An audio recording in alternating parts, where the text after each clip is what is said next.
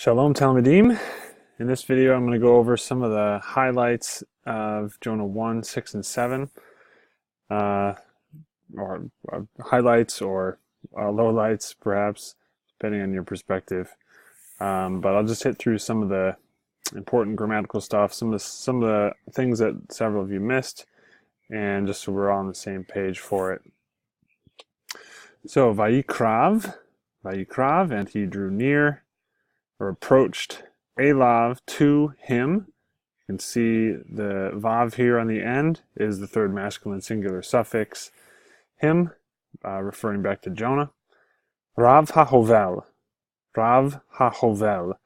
Rav in this sense can have the meaning of chief or greatest.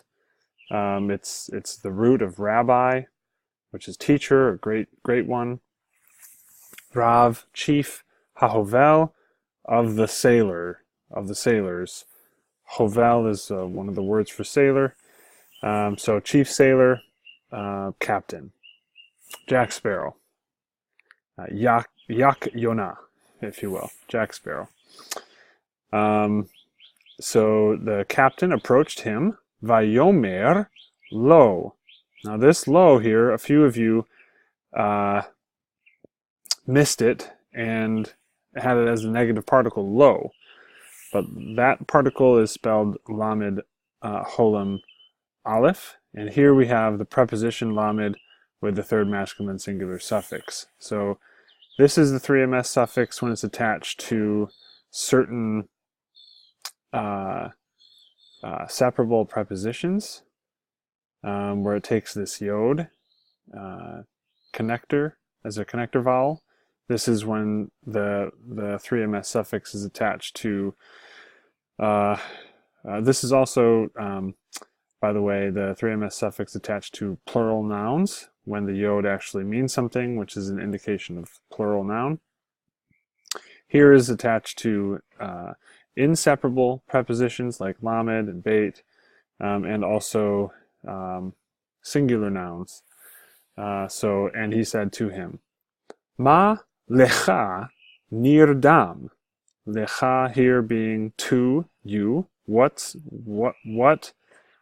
to you?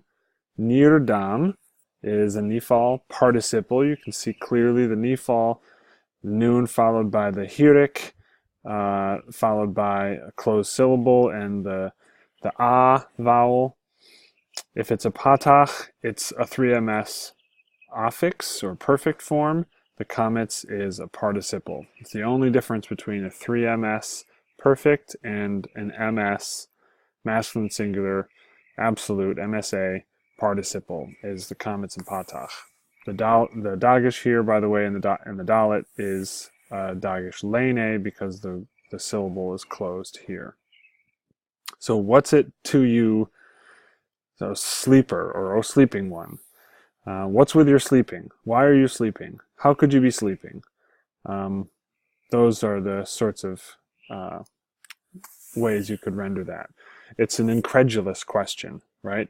Thinking of the context that Jonah could be sleeping at a time like this. Okay, and then the captain, the Rav HaHovel, continues with a remarkable repetition of an earlier phrase. Kum kra el Elohecha. Kum and kra, of course, are two of the three imperatives that God says to Jonah in verse 2. Now here is God, in a sense, speaking again to Jonah through the mouth of the foreign captain, which both shows the brilliance of the storytelling to bring in this repetition, and also shows the relentless pursuit that God has of Jonah, and thirdly, the capacity of God to use all manner of people to reveal His will, to reveal God's will. And that theme is carried in a number of ways through this story, namely through Jonah himself, that God could use anyone, even Jonah, but even a foreign prophet, foreign captain here, who takes on the role of prophet by speaking again God's word to Jonah. Now, these two first words are imperatives, and some of you were having trouble with this. Recall that the imperative form is made from, it's when you take a second person imperfect, okay? Second person form where a prefix has been attached to the beginning. You take that form and you remove the prefix, and you're left with your imperative form. That's the imperative.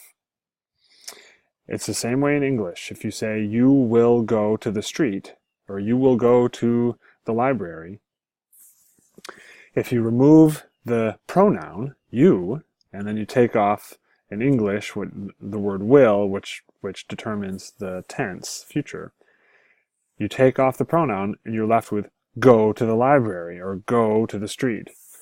And that's the imperative. So it works the same way in English and in Hebrew, but the form is created differently in Hebrew because the pronoun is actually a part of the word in Hebrew. So I've pulled up an example from a different textbook. This is the textbook Basics of Biblical Hebrew from Pratico and Van Pelt, published by Zondervan. I just pulled it up on the internet just to give you a visual of this. Now their charts go left to right, and we have here all four forms of the imperfect, second person imperfect, masculine, singular, feminine, singular, and so on. Tik tol. Here they've identified the prefix. Don't worry about preformative. It's just the prefix form.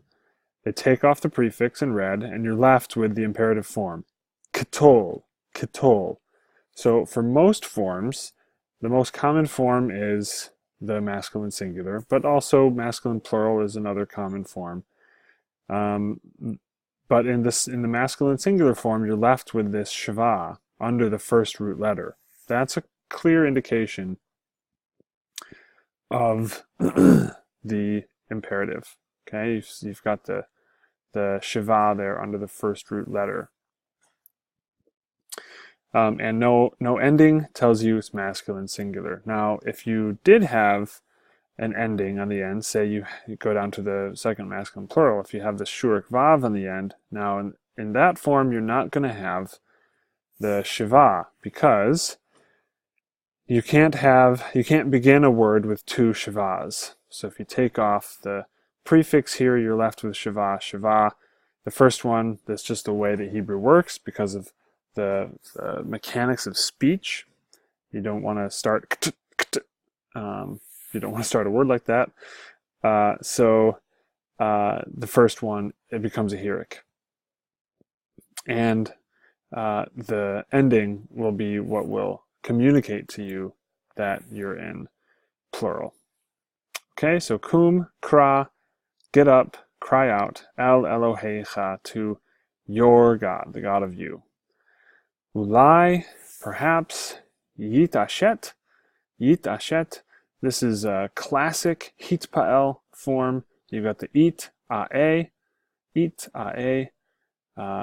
anything hierik tav with a shiva in front of three root letters is just going to be a hitpael, and the dagesh in the middle root letter is indicating that also very clearly.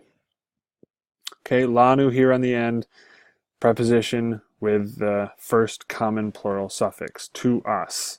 Perhaps the God will think of or pay attention to or remember us.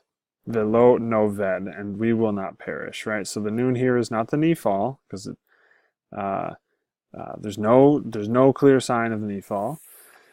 And so it's the first common plural prefix. The aleph here is rejecting the hierik, which you would expect to have in the pa'al, under the prefix and forces it to go into a holem. It's the exact same pattern created by amar, which you can see here, vayomer. Another prefix form, yod prefix instead of noon prefix, and they're both kal or pa'al, but that aleph at the beginning it refuses to follow a hierik, and so it's a modified form. Noved, we will perish. Vayomru, and they said. Okay, Re'ehu is a neighbor of him. This is the same way of talking about universality as we saw in the previous section of verses. And each one, or each man, said to his friend, companion, comrade, mate, whatever, Lechu v'napila goralot. Okay, lechu is the plural form of lech, which is from verse 2, the imperative go. So now here we have a repetition of all three of God's initial commands. Kum and kra from the captain, and here lech. V'napila, here we have classic hifil. Okay, hifil, imperfect. Patach under the prefix, noon prefix. Hirik, yod, between the second and third root letters. This has a pei noon verb. Its first root letter is a noon. You know this because the pei has a dagesh forte. And so this is not a nifal. Patach under the prefix is hifil, followed by the hirik yod between the second and third root letters, or could be a tsere, or in some cases, unique cases, could be a hirik, which we'll get in a second right down here. Now the comments hey on the end here is a cohortative. That's the sign of the cohortative. You'll recall a cohortative can only happen on a first person imperfect form, either singular or plural. The cohortative can do one of two things. It can either add emphasis by saying, we will surely cast, we will surely cause to fall lots, cause lots to fall, or drop, or cast. Or it could be more subjunctive. Let us, this would be called the hortatory, as an exhortation. Let us, or let us cast lots. Come, let us cast lots. It's an interpreter's decision, but that's clearly the cohortative hey on the end. Again here, the next verb, cohortative, you see the comments hey on the end. V'nei de'ah. This is a confusing one, but it's leaving clear indications of what root letter is missing. Dalet and ayin are there. This is the prefix. The comments hey of the cohortative. The tsere under the prefix. If you ever have a tsere under the prefix, you want to think it's missing an initial yod, possibly hey, if it's the word halach. Tsere under the prefix is a pei yod, classic pei yod. So in this case, it's exactly that. Yod dalet ayin is the root from yada, and let us know, or that we may know, or we will surely come to know. And then we have the doozy, bishelemi. Bishelemi. This is a very difficult word. So I'm pulling up a page from a textbook that I wrote several years ago for the in-residence Hebrew class. And this is a section on that word. So you see here the very same sentence taken out of the verse 7 in Jonah 1. V'nei de'ah bishelemi, that we would know on whose account this evil has come to us, or is upon us. So this word, bishelemi, is a contraction. It's actually a contraction of 4 different Hebrew words mashed together. This is, Hebrew does this all the time, but this one's somewhat confusing because each word is only 1 letter long. And so here are the 4 words. Be, she, le, and mi. Be is the preposition, in, or in this case, probably on. The sheen is a contraction of the relative pronoun asher, which you know, who or which, that. And then le is to, and mi, whom. On which, to whom. On who, to whom. On what, right? So it's confusing. What does that mean? Well, the basic idea that many of you gathered on your translations is the idea of culpability.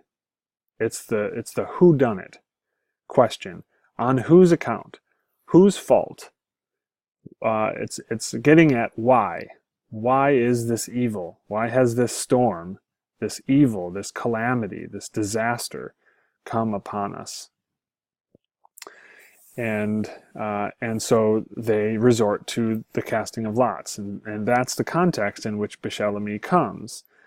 It comes in the context of casting lots, which is very clearly a desire on the part of the sailors to find out who is responsible, on whose account, who's the guilty party. And so just a heads up for next week, when you're doing verse 8, there's a slightly less contracted version of this same 4 words, ba'asher lemi. Much easier to discern what's going on here because the word asher isn't contracted into just the sheen. But it's the same question. And then the same question comes up again later in verse 9, I believe it is, in the voice of Jonah, but it's the answer.